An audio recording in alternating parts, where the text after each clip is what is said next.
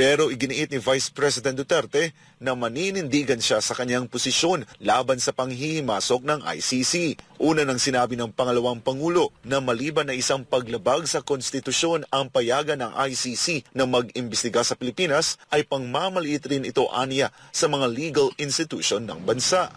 We will continue to reach out to the Department of Justice regarding our position on this matter, and we will lay down the legal basis of our position with the DOJ. Sa tanong na kung bakit tila biglang nagbago ang posisyon ni Pangulong Marcos ukol sa ICC, ito ang naging sagot ni Vice President Duterte. I cannot speak for the President. You need to ask the President on this matter. Matatandaang sinabi noon ni Pangulong Marcos na anumang investigasyon na gagawin ng ICC ay isang panghihimasok sa mga panloob na usapin at isang banta sa ating soberanya. Sinabi rin ng Pangulo noon na hindi makikipagtulungan ang Pilipinas sa ICC sa anumang paraan. Magandang umaga mga kaibigan. Higop muna tayo ng dark chocolate.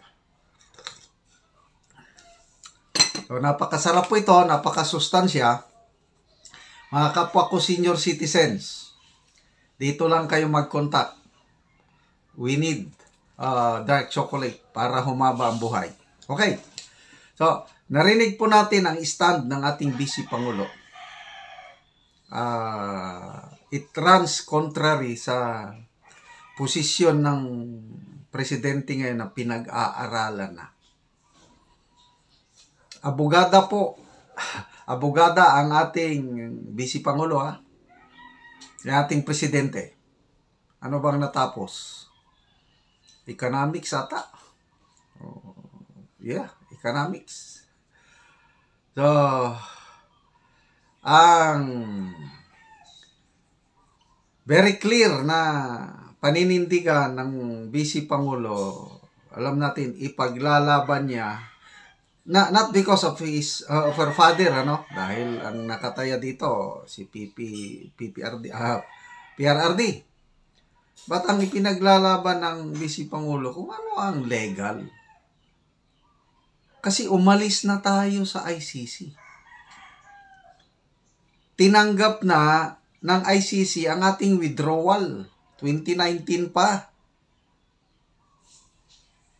Tapos,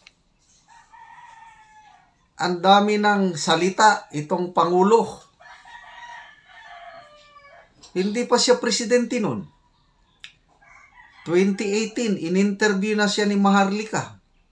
Ang sarap pakinggan yung katagang binitawan ni Mr. BBM noong 2018. Hindi na tayo koloni ng mga banyaga.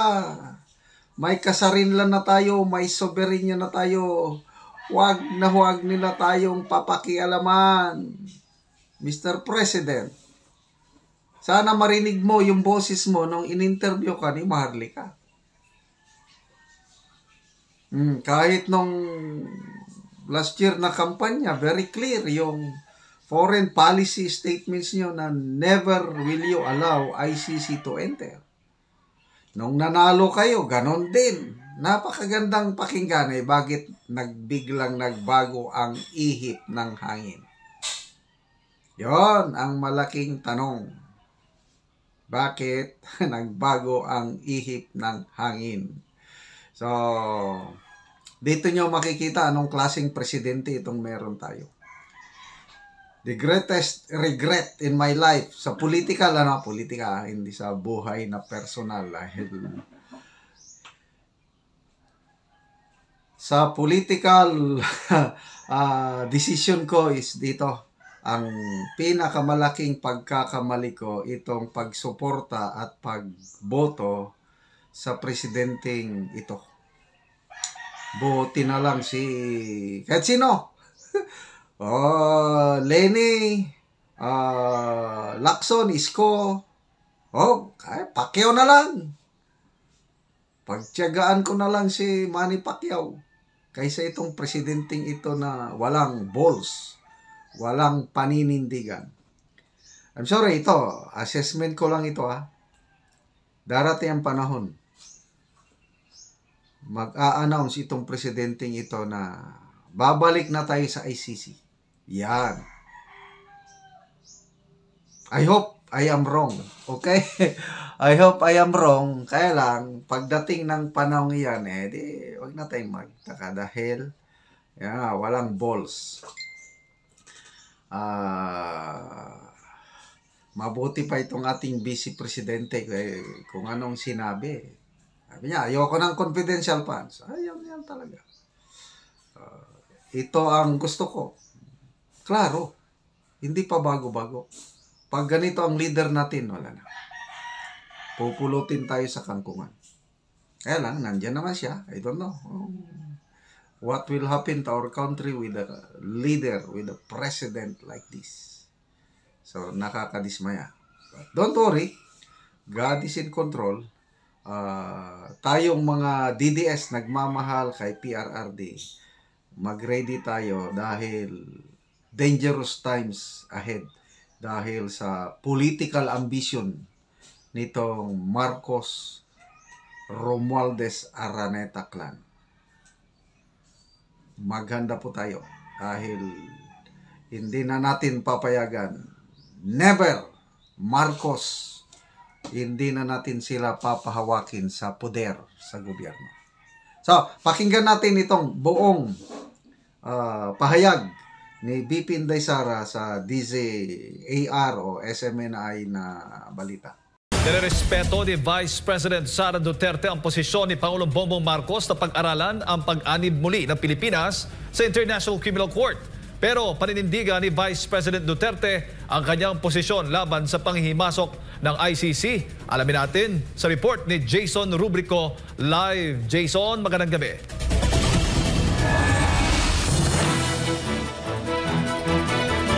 Magandang gabi. Ginagalang nga ni Vice President Sara Duterte ang naging posisyon ni Pangulong Bongbong Marcos ukol sa International Criminal Court. Pero binigyang diin ng pangalawang Pangulo na patuloy silang dudulog sa Department of Justice sa kanilang posisyon sa nasabing issue. Foreign policy. Nagsalita na si Vice President Sara Duterte sa naging posisyon ni Pangulong Bongbong Marcos na pag-aralan muli ang pag-anib ng Pilipinas sa International Criminal Court. Ayon kay Vice President Duterte, ginagalang niya ang posisyon ni Pangulong Marcos ukol sa ICC. We all should respect the position of the president being the chief architect of foreign policy. So yun po lahat na dapat na posisyon nating lahat. Pero iginiit ni Vice President Duterte na maninindigan siya sa kanyang posisyon laban sa panghihimasok ng ICC. Una nang sinabi ng pangalawang Pangulo na maliban na isang paglabag sa konstitusyon ang payagan ng ICC na mag-imbestiga sa Pilipinas ay pangmamaliit rin ito aniya sa mga legal institution ng bansa. We will continue to reach out to the Department of Justice regarding our position on this matter, and we will lay down the legal basis of our position with the DOJ. Sa tanong na kung bakit tila biglang nagbago ang posisyon ni Pangulong Marcos ukol sa ICC, ito ang naging sagot ni Vice President Duterte. I cannot speak for the President.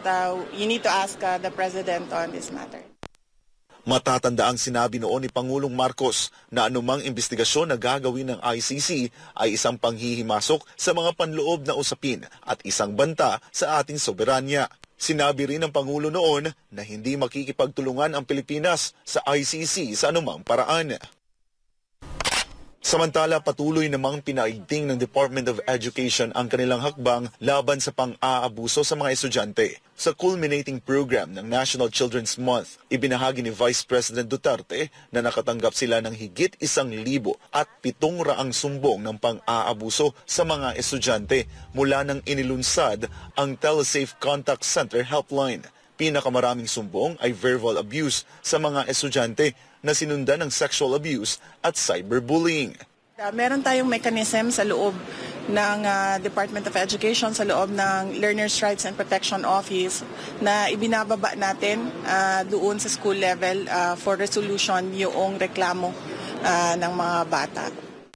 Pinaalalahanan naman ng pangalawang Pangulo ang mga guro at non-teaching staff ng DepEd na hindi lamang nagtatapos ang kanilang responsibilidad sa pagbibigay ng dekalidad na edukasyon. Tayo po yung nangunguna both teaching and non-teaching personnel sa child rights and protection. And meron talaga tayong polisiya sa child rights and protection. Kaya dapat isa-isip yon ng ating mga teaching and non-teaching personnel na dapat there is a healthy, safe space dyan sa loob ng eskwelahan para sa mga bata. Jade, samantala, sinabi naman ni Vice President Sara Duterte na mas palalakasin pa nila ang kanilang partnership sa Philippine National Police para matiyak ang kaligtasan ng mga guro, paaralan at ng mga estudyante mula sa kriminalidad at sa iligal na droga. Gayon din sa Armed Forces of the Philippines laban sa illegal recruitment ng komunistang teroristang grupo. Para sa Diyos at sa Pilipinas kumahal, balik si Jade. Maraming salamat, Jason Rubrico.